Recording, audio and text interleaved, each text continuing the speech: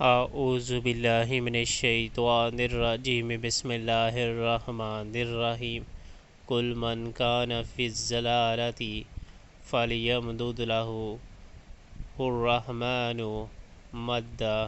حتی اذا رأوا ما یوعدون اما العذاب و اما الساعة فسيعلمون من هو شر مكانا وأضعف جندا۔ ان سے کہو جو شخص گمراہی میں مبتلا ہوتا ہے اسے رحمان ڈیل دیا کرتا ہے یہاں تک کہ جب ایسے لوگ وہ چیز دیکھ لیتے ہیں جس کا ان سے وعدہ کیا گیا ہے، خواہ وہ عذاب الہی ہو یا قیامت کی گھڑی، تب انہیں معلوم ہو جاتا ہے کہ کس کا حال خراب ہے اور کس کا جتھا کمزور۔